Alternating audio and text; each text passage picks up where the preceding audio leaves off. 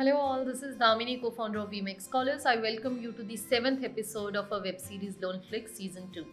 For those of you who are new to this channel, let me tell you, Loanflix is a web series which covers each and every detail of an abroad education loan.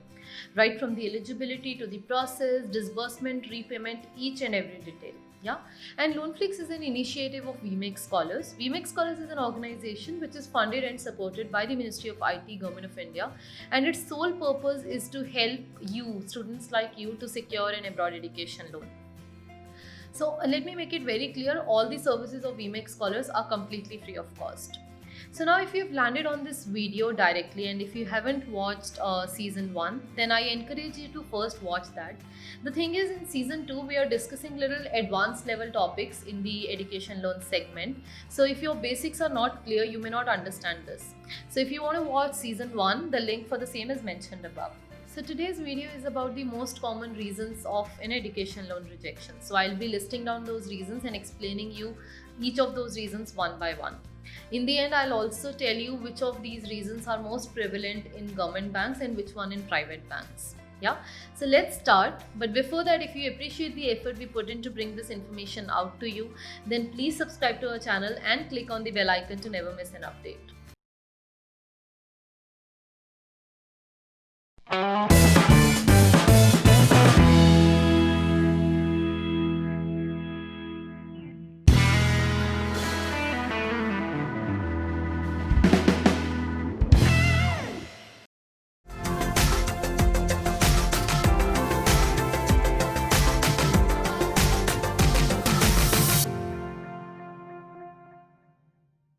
The common reasons for loan rejections are: number 1, low CIBIL score. So how low is okay and how low is too low, right? So I'll explain you that. Number 2 is FOIR. FOIR is fixed obligation to income ratio. Now what's that? I'll explain you that as well.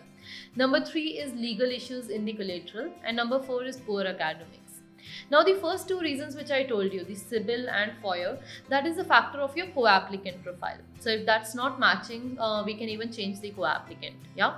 Number 3, the legal issues is a factor of your collateral. So you can even change the collateral, if that issue is popping up too much. And number 4 is academics, which is a factor of your profile as an applicant's profile. So let us discuss each of these concerns one by one in detail.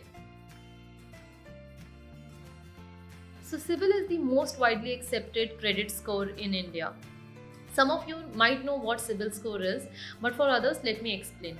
So a credit score is a score which is given to you based on your financial track record. And this score gives banks a sense of your repayment capability and your intention to pay back. So CIBIL is one of the top credit rating bodies in India, and it rates you out of 900. So any person who has never done anything wrong as per their financial track record, their score ideally will be above 750. So a score of lesser than 750 actually means that you have messed it up somewhere. Yeah. So now when you apply for a loan, the lender evaluates your CIBIL report. Yeah, so if they find something serious in your CIBIL report, when I say serious, it means something, let's say you have had a check bounce in the past, or if you have taken a loan in the past which you failed to pay back and eventually the bank had to write it off or settle it. Now that's a very, very serious reason. Yeah, so if such a serious issue is found in your CIBIL report, 90% chances your loan will be rejected. There is still 10% hope. That is when the loan amount which is written off or settled is very small. When I say very small, it means less than 50,000 rupees. So your CIBIL might be low due to some not so serious reasons also. So for example, slight delay in EMIs. So how they measure it, like DPDs, days past due. So by how many days you have delayed your EMI. So now if it is like 10 to 20 days once in a while, once in few years, the bank is going to be okay with that. But if you're a regularly delayed customer, then the bank might reject your loan based on this factor also.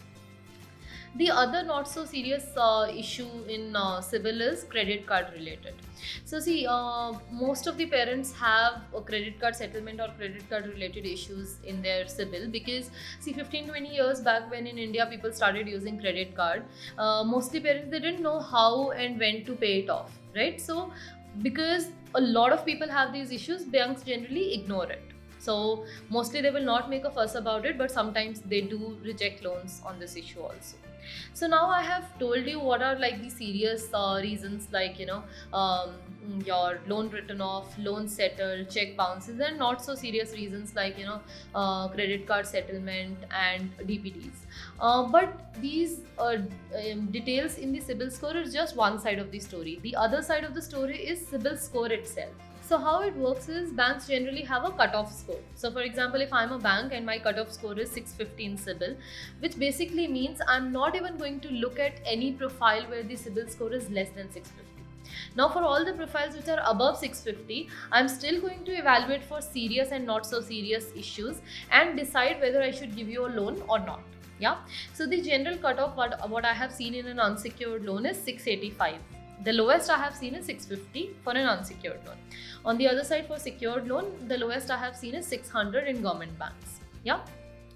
So please keep these CIBIL cutoffs in mind, and you will find a lot of videos on YouTube wherein the YouTuber has said that banks cannot reject your loan on the basis of CIBIL score of your co-applicant, blah blah blah. So see, those people are just content creators. They are not going to come with you to fight in the bank when the bank is rejecting your loan based on CIBIL score of your co-applicant, right? So don't get carried away with those videos. So the next one is FOIR, which is fixed obligation to income ratio.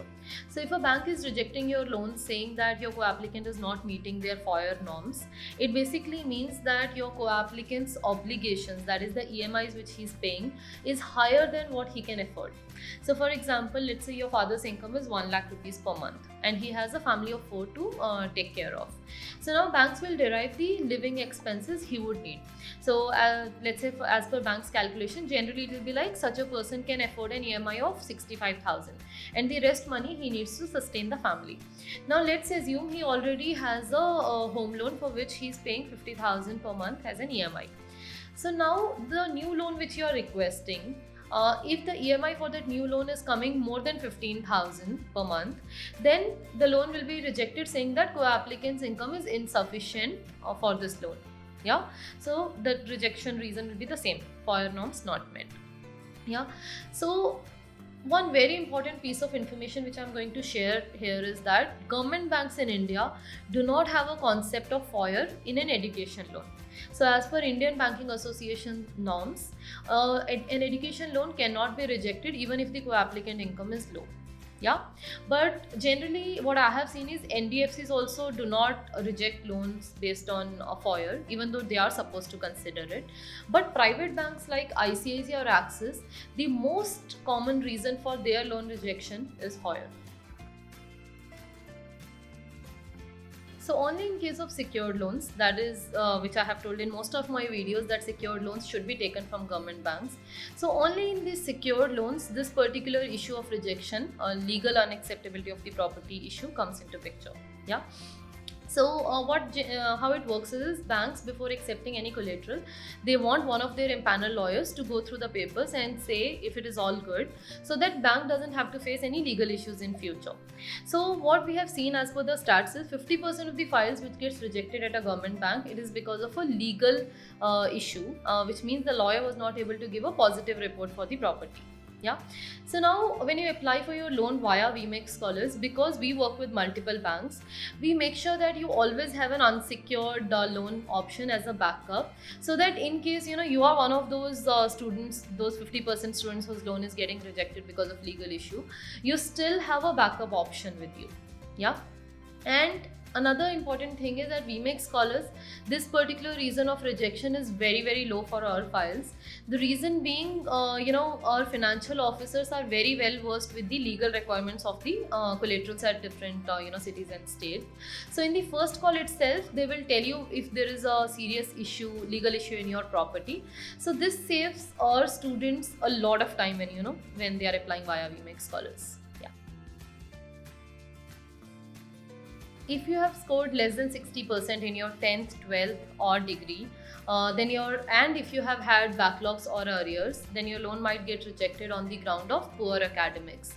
Though banks do not have very hard and fast criteria in their circulars to define who is meritorious and who is poor academically, this parameter is very subjective to the person who is approving the loan. To summarize, if you're going ahead with a government bank for a collateralized loan, then there are 50% chances that your loan will be rejected due to missing property docs or approvals, leading to failure of legal opinion. If you're going for an unsecured loan with ICICI or Axis Bank, then FOIR, that is insufficient income, will be the most common reason of loan rejection.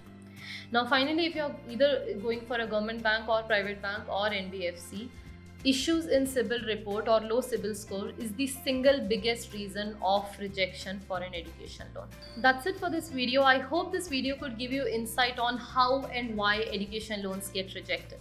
And this will definitely help you analyze what are your chances of getting an education loan approved. But this is just an overview. There are more than 50 factors which WeMake Scholars financial officers analyze in your profile in the first call itself to figure out which option will fit you the best. And this subjective mapping makes WeMake Scholars a unique platform in the space of abroad education finance. For your information, WeMake Scholars is funded and supported by the Ministry of IT, Government of India, and all our services are completely free of cost. To get in touch with us, you can request a callback using the link mentioned above. That's it. If you appreciate the effort we put in to bring this information out to you, then please subscribe to our channel and click on the bell icon to never miss an update. Please like and share this video with your friends and colleagues who might be looking out for an education loan. Stay tuned for my next video. See you. Don't forget to subscribe and click on the bell icon to never miss any updates from us.